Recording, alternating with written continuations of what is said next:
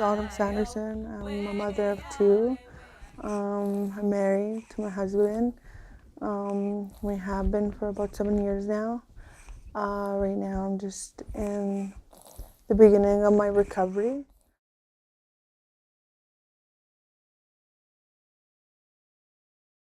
The good experience that I have was basically just meeting new friends and supports that actually I felt comfortable with. It helped me learn a lot about myself and be able to share and be comfortable with myself and what I have and where I've been.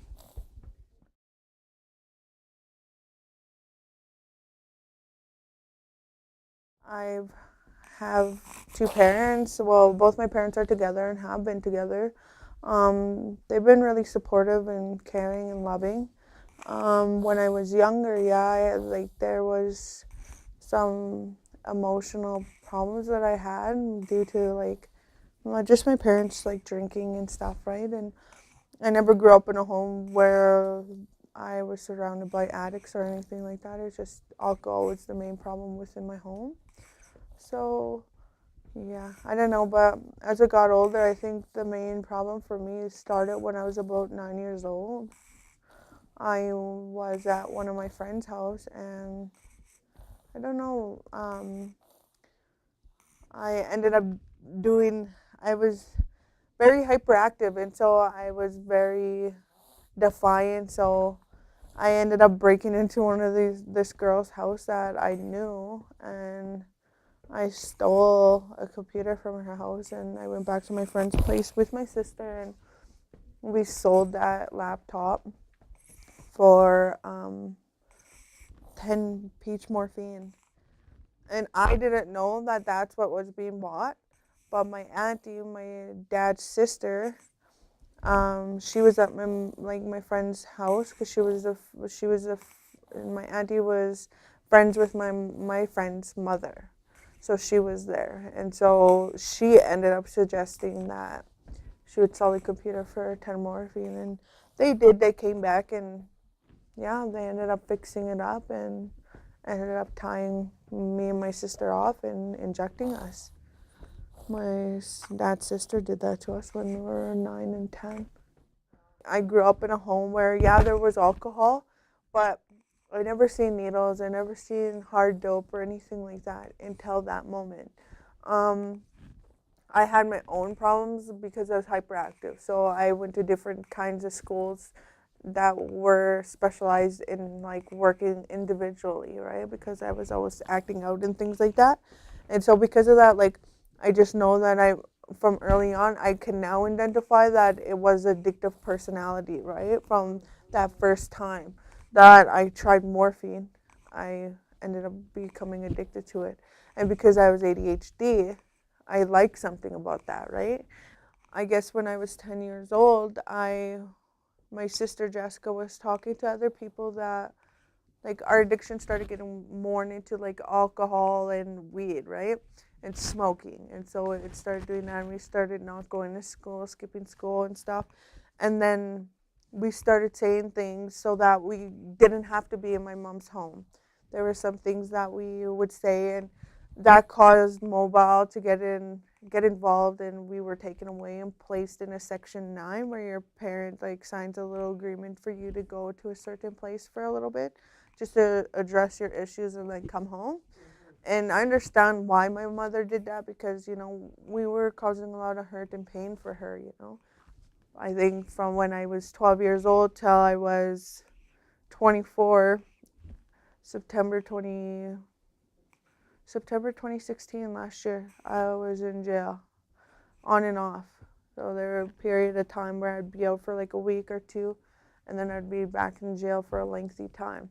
I haven't ever been out on the street for like more than a year into my addiction.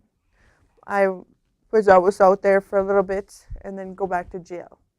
So I guess that really helped me because it didn't deteriorate me completely.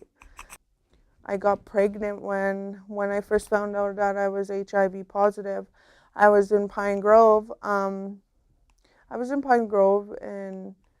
I asked to be tested when I was young. I always knew to be tested. And so I found out I was Hep C positive when I was 15 years old. I don't know where I got it from. I just know that I got it from somewhere. I knew that I could get through it. I was made to get through it. Like God, God gave me a journey that was hard. It gave me a lot of things that I needed to get through. But all those incidents that I went through, it honestly made the person that I am today. And I view myself as a strong, loving, kind woman that knows where I'm gonna go in life, you know? And like I ended up having my daughter. No, I ended up losing my daughter um, to an ectopic pregnancy. And then I ended up finding out I was pregnant again with my son. I had my son and he was negative. So I was really proud of that. And then when after that I ended up going downhill. My husband went to jail, and that was something that really hurt me. Like I think what had the most impact on my life was when I was from maybe 20 to today, when I'm 24. When I lost my husband, it really hurt me. I felt lost. I felt like I had my happiness taken away from me. And because of that, I went back to drugs and I lost my son. And then losing my son, that hurt me the most.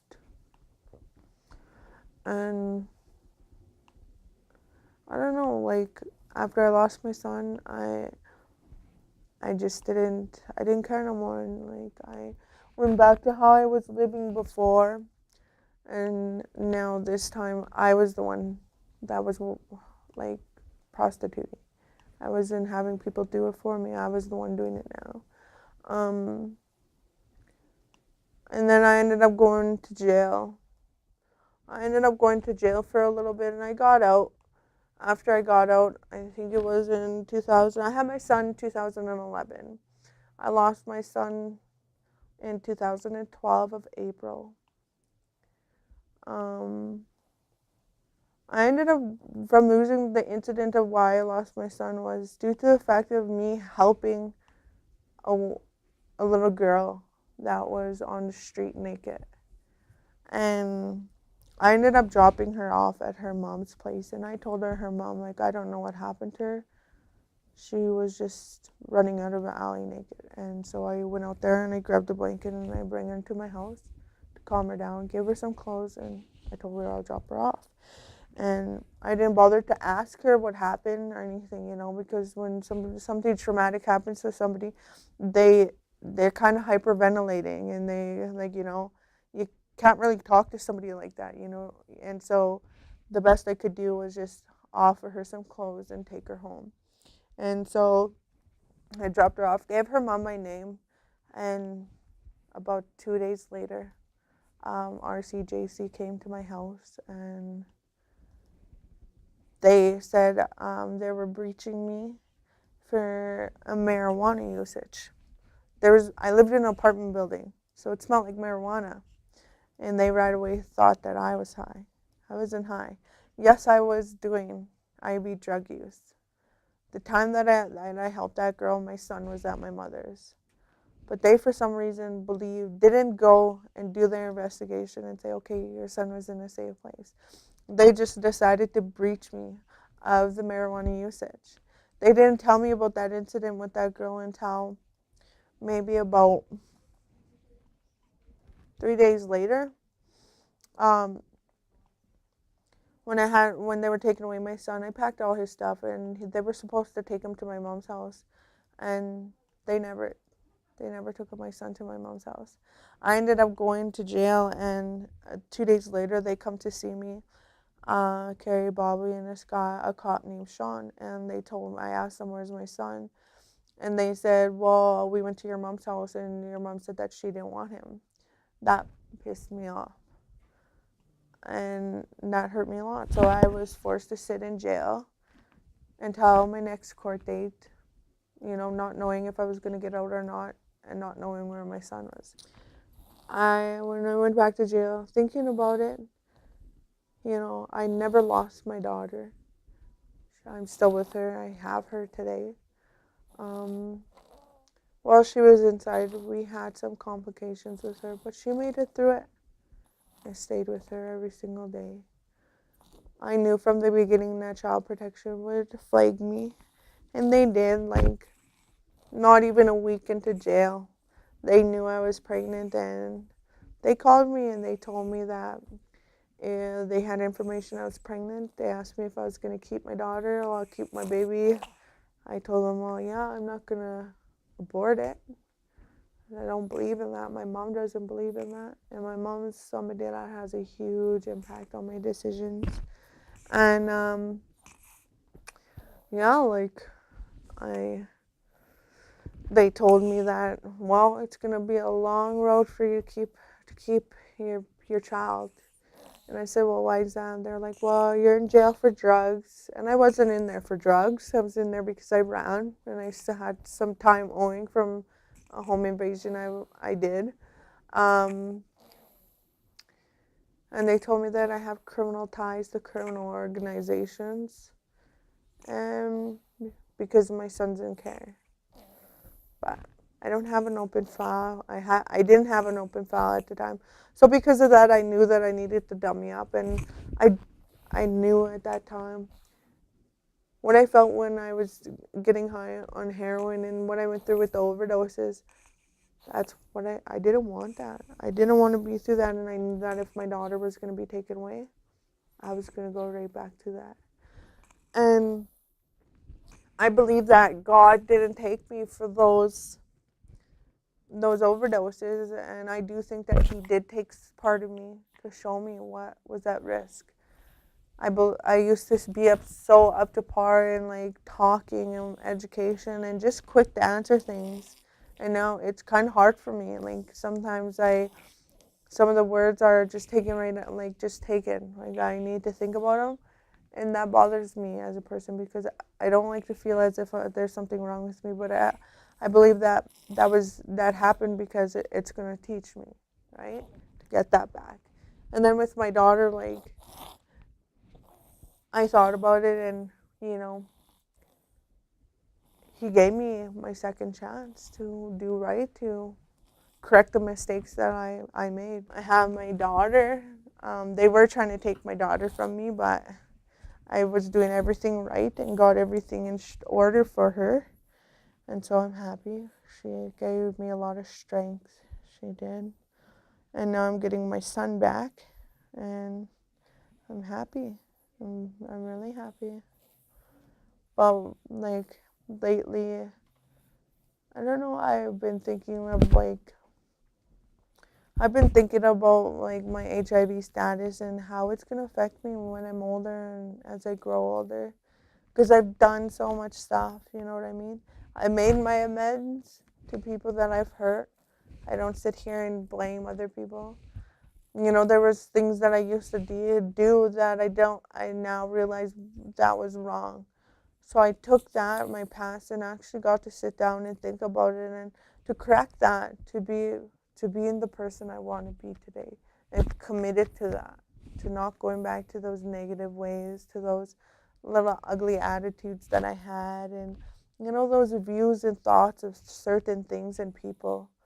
I become more like content and happy within myself and open-minded about everything, but with my children and what I have, I've been starting to think about how it's going to get when I'm older. And I just want to make the rest of my time with them good as I can, you know. And I think I'm doing a good job of it right now. Yeah.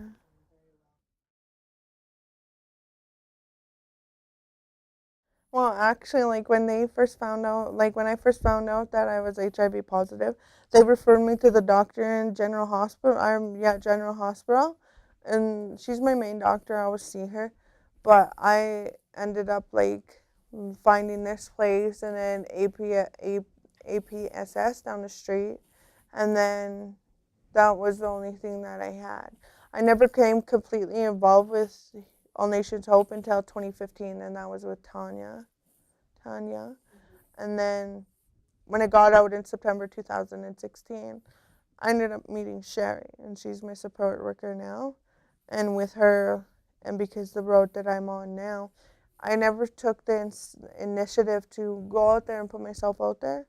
But I'm actually, like, I am at that point where I'm, like, when I went back to jail, that's when I knew the change come. That's when I knew my time living that life of what I was living was over. And then when I relapsed, I knew that that's when it was like, okay, you can't think you're never going to use. That's when I realized, you know, a relapse is possible.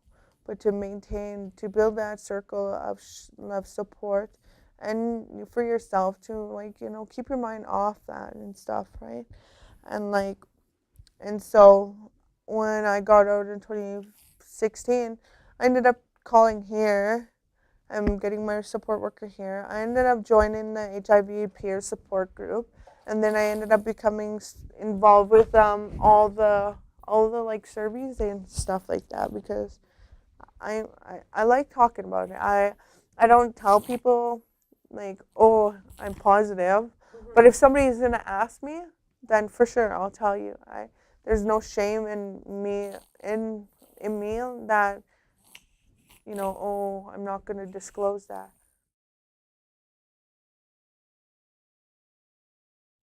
I usually talk about it, like, I talk a lot with my husband, and I pray a lot. Right now I haven't been able to sweat because, like, I have my own health issue from having my daughter. So, but I'm just waiting to go back to that. But I usually just, honestly, I don't surround myself with people that cause bullshit. So, when you're not involved in yourself and stuff like that in like certain events and things like that, you don't really have any stresses and things, right? Like, financially, I'm all right. I learned how to become okay with what I got. I no longer need to go out and buy everything, you know what I mean? Because I have my 2 kids. I have my husband and I have my home. Like, it's all about them now. Like, I had to change all those my mind frame, my mindset, you know, my priority and stuff. And it's changed me. It has. It makes me happy knowing that there's been so much people thinking, oh, she's never going to change. She's never going to have that, like, you know. But I'm on my way to having it and having what I want.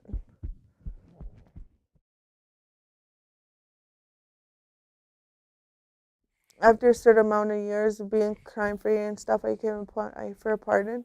So until then, I'll probably do, like, trade. I applied for industrial mechanics in Saskatoon and the welding program here. I got into both. I just deciding if I should move to Saskatoon or stay here because all my supports are here and my parents. So I think I'm going to stay here, yeah.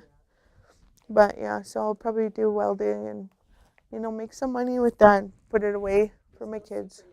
I know. You're wise beyond your years. I know, and, like, a lot of people, like, tell me that they see me being a good welder and making it far. I see it myself too. I honestly do.